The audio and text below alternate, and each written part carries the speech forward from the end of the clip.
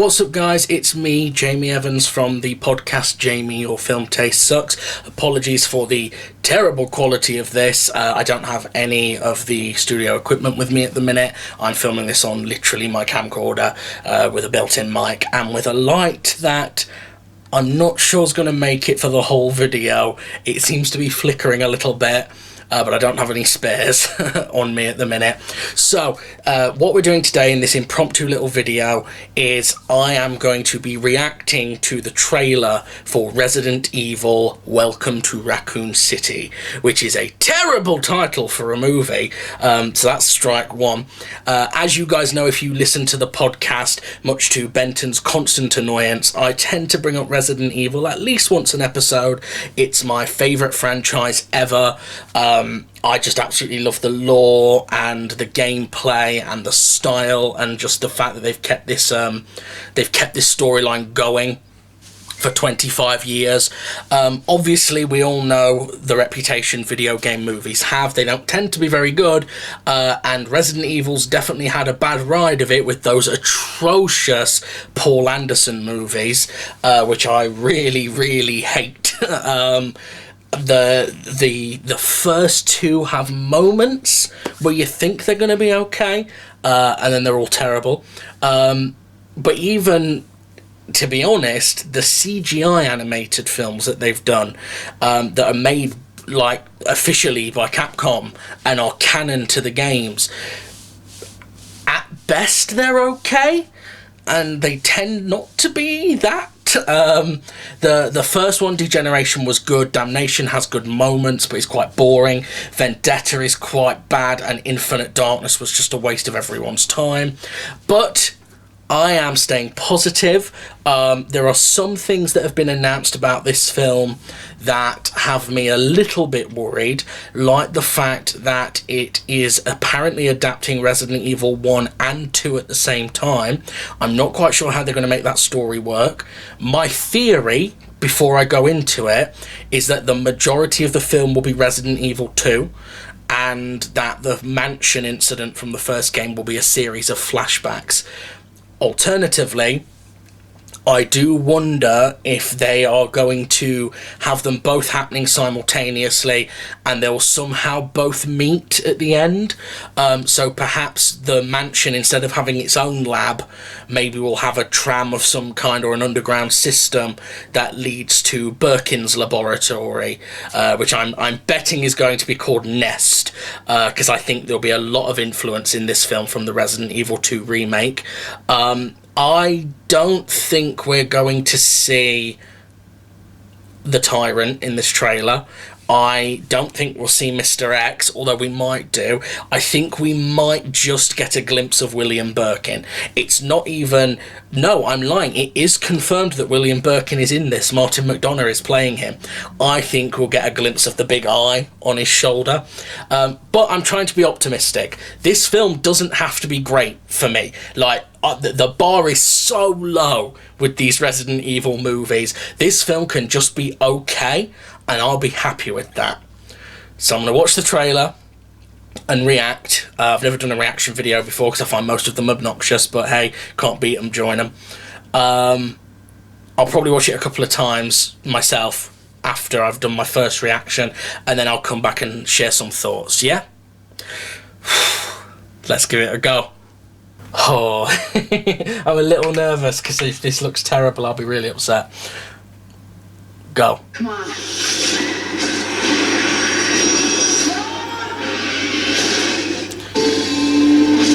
Every story has a beginning. Okay, that's like hunk. Discover the origin of evil. It is set in 98, that's good. Back here, Claire. Your conspiracies weren't true when we were kids. They're not true now. Oh. We need to expose Umbrella.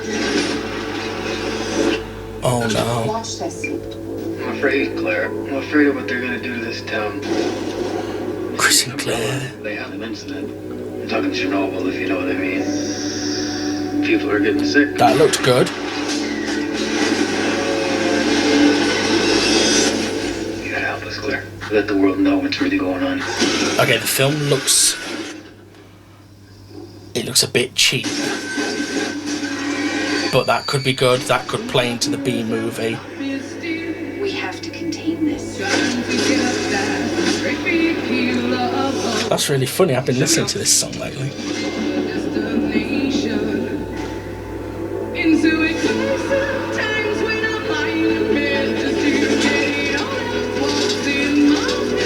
Was that? What are brother doing here? This is where they're experimenting on him. Was that what I think that just was? Split up.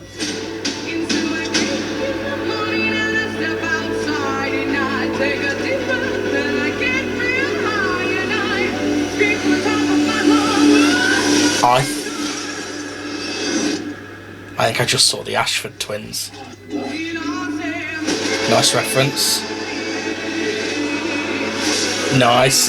Itchy tasty. We gotta get out of here. Oh, CGI. We're gonna take Umbrella down. Oh no.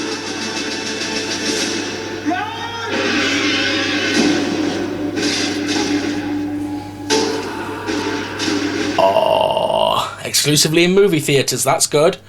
That's good. Okay. We don't want the next video to play. I'm going to rewatch that a few times to make sure I saw what I think I saw. I think I glimpsed Alfred and Alexia Ashford, which will be huge for me because Code Veronica is my favourite game. I absolutely love Code Veronica.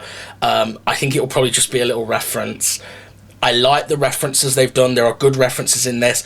I think I caught a glimpse of William Birkin and he looked fucking terrible. It looks like they've CGI'd all the monsters. Now, I don't know what the budget for this film is, but I will be very disappointed if all the monsters are CGI. I'm going to watch the trailer a few more times, and then I'm going to come back to you with some thoughts. Okay, so I've just watched it back a few times. Mixed emotions, but mostly positive, mostly optimistic. I have accepted quite a long time ago after the Anderson films, we're never going to get like a direct film. It's not going to happen. And that's fine, like it's two different mediums. My gut feelings from this, it immediately looks better than anything Paul Anderson ever did. So I'm happy about that. The characters look pretty good. I'm fairly confident with the characters. I know some people have raised issues with Jill Valentine and Leon S. Kennedy being race swapped. Guys, that's just a thing. Like, that's just part of movie making today. The cast of Resident Evil, it's largely white, and that's just not acceptable in today's filmmaking. So they kind of had to change at least one of them. I'm fine with it. Hannah John Carmen, I do know, if I'm pronouncing her name right, who's playing Jill. She's a great actress. I'm sure she'll pull it off. I'm not familiar with the guy who's playing Leon S. Kennedy. But he seems all right in this. The first thing I've noticed that is interesting is it looks like Claire finds Chris quite early on. Obviously, Resident Evil 2, a big factor in that is her search for Chris. But this looks like she's going to find him quite soon, and that she already knows that Umbrella are dodgy, which is a bit weird. Also weird, first of all, absolutely ecstatic that the fucking Ashford twins are in this. But it also looks like William Birkin was doing tests on them, which is very interesting. That's definitely not something that matches up to the game timeline, because, I mean, Martin McDonough... Is it Martin McDonough? I think it's Neil McDonough, who's playing William Birkin. He's clearly at least in his 40s here, if not 50s, and Alexia's only like 8 or 9, it looks like, in that trailer, whereas in the games there's not that big of an age gap between them, and actually they research on completely different ends of the planet, Birkin being based in Raccoon City, Alexia being based on Rockfort Island and in the Antarctic base. But I'm cool with that. To me, that seems to be set up that we might actually, if they do a sequel to this, the sequel might actually be Code Veronica, which, if they do, I would be very, very happy about that, because it clearly looks like Claire Redfield is the main character of this film. I think that's a great choice. The anime series, the animated films are kind of obsessed with Leon, and he gets all the glory. Horror always works better with a female lead, in my opinion, and Claire Redfield's one of my favourite characters. Wesker is in it. People have been complaining that he's not got his sunglasses. Guys, I guarantee you, in this age of post-credit teasers, there's a post-credit scene where at some point Wesker will get killed off. You'll think he's dead. Guarantee that the post-credit is Wesker wakes up, opens his eyes have gone all yellow and cat-like, and he puts the sunglasses on, and we'll get the big thing. But that does seem to put us in a position where Code Veronica could be the sequel to this film, because you've got Claire as your main character, you'll have Wesker set up, you've got the Ashford twins set up. Anyway, I'm getting well off topic. Let's talk about some of the bad bits. The film looks really cheap. I don't actually know what the budget for it is, but it looks cheap. There is animated effects in the Anderson movies, the early ones, that look better than the animation in this. Now, I'm not too worried about that, because I've always felt that Resident Evil would work better being done as a B movie. You know, the original game is clearly harping on B-movie tropes with the awful voice acting and the really bad opening cutscene, the live-action movie thing. I think embracing B-movie is the way to go here, because it is a bit ridiculous. But that CGI, William Birkin, oh, he looks terrible.